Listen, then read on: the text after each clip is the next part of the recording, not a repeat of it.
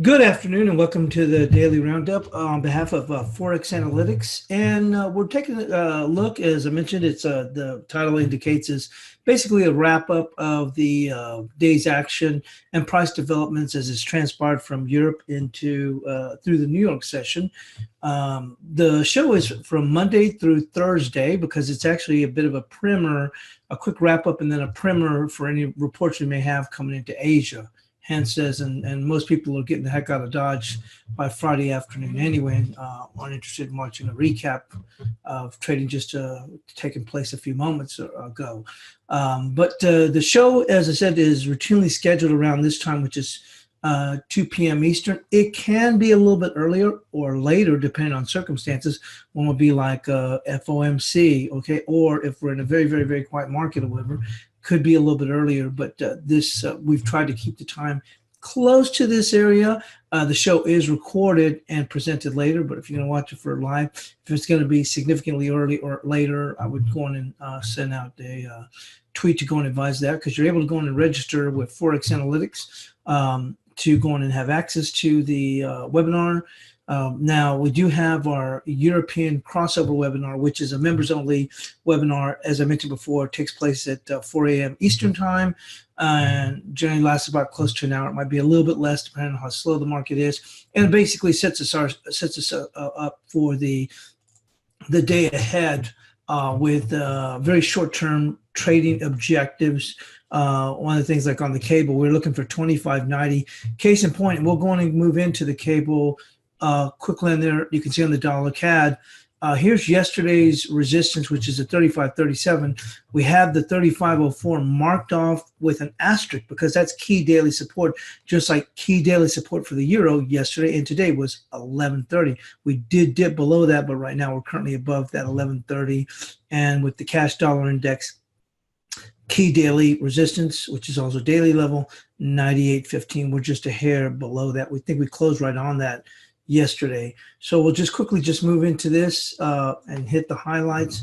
One of them was here on the cable, and we'll move into that.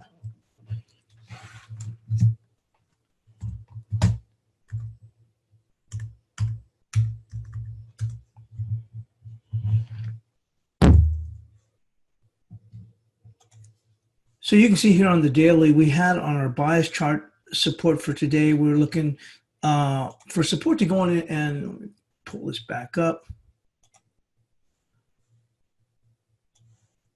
For support to come in at 25.90. The way we came up with the 25.90 is because the market has been having a really tough time, trying to get some kind of upside. So it made sense that if they're going to break lower, they're going to head for this 25.90, the 78%. I don't know how familiar you are with trading cable, but cable loves to go to the 78%, whether it's to the upside, the downside, short-term intraday moves. It loves 78%. There's a little saying I have that cable loves a 78%, Blue Horseshoe loves Anacott Steel from the old Wall Street movie. And you see here, we did go and take that dip down there. We did move a little bit lower, not much, 25.82 and a half, called 25.83. It just went just past it, and we're starting to come back up. I think we may start to see an opportunity for now for some little bit of extended short covering. This may coincide with the dollar pausing also. I just think that we've reached a value here at this point that it's hard for anyone to be short at this point unless you're looking at for a much, much longer time frame. I think at this point, when you look here, we've had this huge, colossal drop. I mean, with nary even a bounce, other than this one little bounce, and they quickly shut it down. We came down here, we rallied up, we couldn't get anything else on it. We started to rotate back. It looked certainly like we would want to test these lows, and they did, and it made sense. I mean, the 25.98 confluencing with the 25.90, the 78%. Get a little bit of short covering. It's not like as if it's taken off. But one of the things we mentioned in the European crossover webinar for the last couple of days is, hey, watch out with these end-of-month flows. It made sense that the dollar is going to continue to have that trend already going forward, although I do believe that the dollar will pair back. We discussed that yesterday here, and we've discussed a couple times already on European crossover webinar. I think that will take place after we get past this month end, so we'll see if we can get the cable also to move a little bit higher. Speaking of the dollar index, we'll hit on this real quickly.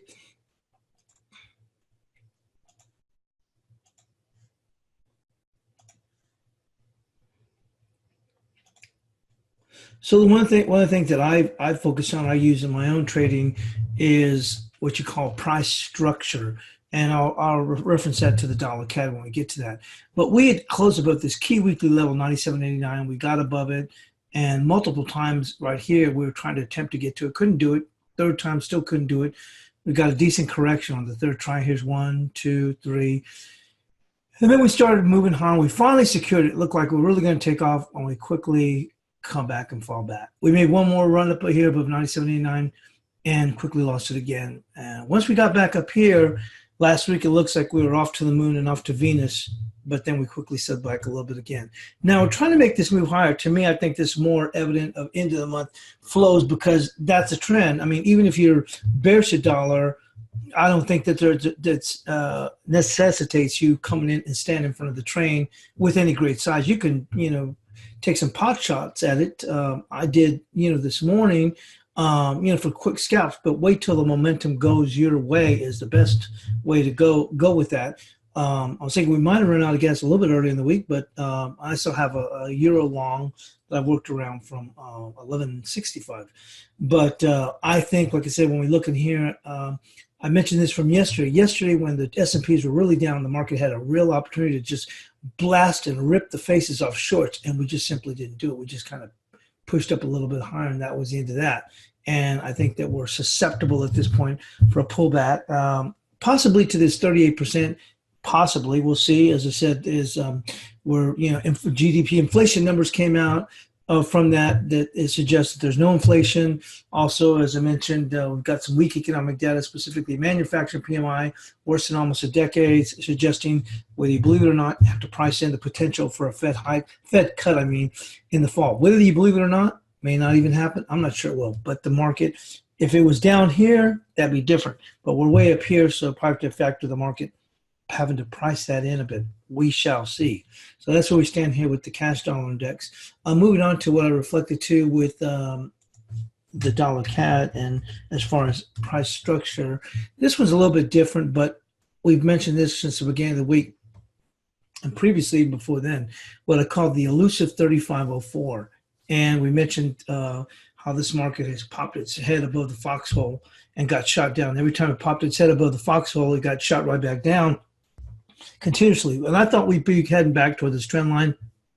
Maybe in time we will, but certainly it had the opportunity yesterday to once again really sting the shorts good but good as we started to move here and really take off. And we came up to this 78%. We took it out just a little bit, and we faded back. Now, we did manage to close above the 3504, but right now we're just a hair below it. My take is, if we're not able to close above this 3504 by tomorrow, I think it's really going to open the door for us to move lower. And the reason being is, anybody that's been bullish, they've been, every time they're thinking we're going to take off, they're disappointed. Maybe they buy them down here, or they hang on thinking, okay, and they come up here, and then just about looks like we're going to break, we fall right back down again. Same thing, we fall back. We finally get above 35.4. We're on our way, and we fall right back down again. Okay, now we come back, and we come back down and look like, okay, well, it's holding up pretty well, and we've been in this range, so you can see how long this, to the extent that this has been, and we've been basically market time, okay? And the further this goes out, the bigger for the potential break on this. So we're marking time, and now we got some data. Where Bank of Canada comes out, we're on our way, folks. Punch your tickets for Venus, and then look what happens. We turn around, we come back down, and when the dollar index is still strong, which was yesterday. So today, once again, we're not seeing any major reversal, but what I was saying in the European crossover this morning was, I think we can still see this dollar strength through today, because it's the end of the month. Now, technically tomorrow's the end of the month, but I think we'll probably see the rest of it into the European session, and I think possibly we might just start seeing things turn around. People say, well, they've already evened up positions, or in month-end flows already been done. That's why we're seeing the market come down. Now, whether it comes down or not, I don't know, but I'm just saying is, if the dollar starts to pare back, I think you'll see that with tomorrow in the New York session. People will say, well, they completed the month-end flows. Now that's why it's pulling down. But like I said, I think, to me, if you're bullish and you've been hanging on, and now you're finally going to get your payday, and we slide and we go right back below 3504. Worse yet, if we go below 34.77. You see that coming across, 34.77. Let's go and mark this off real quick, and then we're going to quickly move on.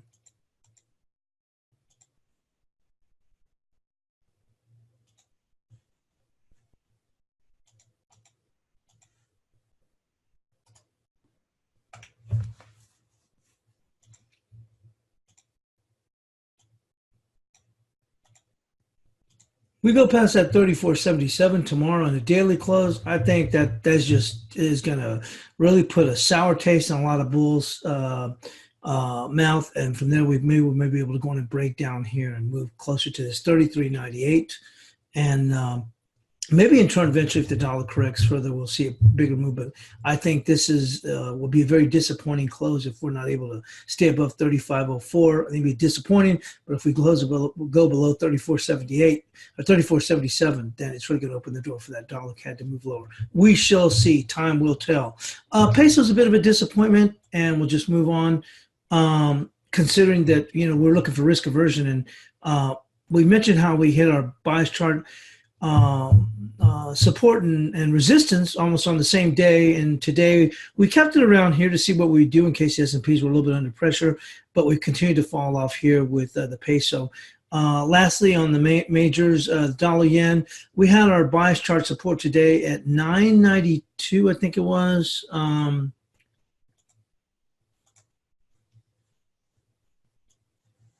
Let's see, 991. And I think we got just to that price. Let me move this out of the way with that. Okay.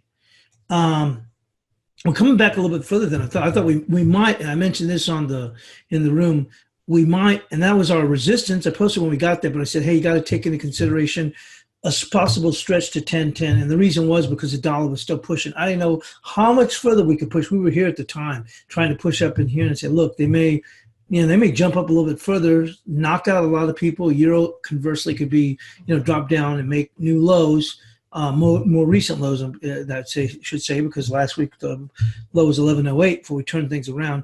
Maybe we dip down and take out 11, and then we'd come back. And so there was that possibility, but now we're seeing the yen pair back and here, dollar yen. We'll quickly move into cross rates, and I just want to move on because we do have Asian data, and that's primarily what the show is. It's just a recap, and then we look at the Asian data, see what's coming up ahead. Looking at the Aussie yen, this is a bit of a disappointment when you look at, we talked about this in the European crossover. This is really not had any big moves. I mean, when the S&Ps were coming apart, we thought we might even drop even further. We didn't, but subsequently the rally hasn't been anything to write home about, and I think that has a lot to do with the expected cut by the RBA next week. Phil Blow said that they would consider it. I think they're basically letting the market know, hey, it's going to be there, it's going to be on the table. The last one we're going to move before we get on to the Asian data, got to get clipping, is going to be on the sterling yen here. We came here, it looked like, and we did get a bounce here. One of the things that we're looking at, or at least I noticed here, and it wasn't this one also, it's actually on the sterling odd, because I want to get to that Asian data. While we're doing the webinar, I mentioned at the top there, it looked like we might be forming here a little bit of a, a little bit of a hammer. And we did see some follow through, not a whole lot. I mean, I guess it's not too bad from 31 up to about 61 maybe a little bit further, but nothing once again to write home about. Obviously cable itself has been on the weak side, but we'll see whether we get some further move later on. I do want to go and get in the main screen, just touch up on the Asian data before we blast on out of here. Let me move in here.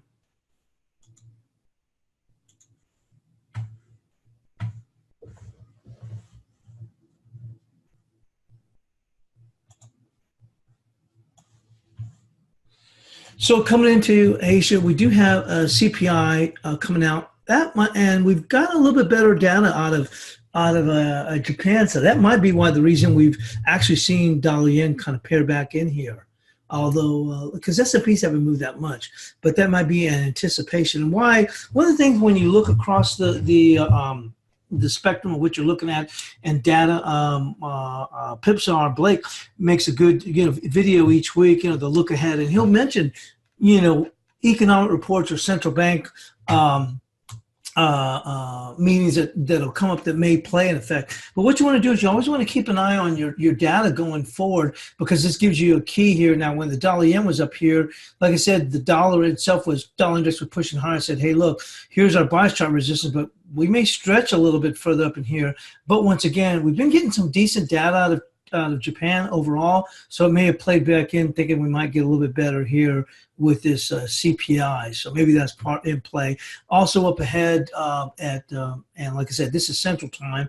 I'm in Central Time, but looking at Eastern Time, you're going to be looking at 9 Eastern. We do have China non-manufacturing PMI and also manufacturing PMI. They're both above 50, but the last one here, potentially we might slide further. Obviously, there's been concerns with Chinese data in light of the trade row, so we'll see what happens. And composite PMI at 53.4.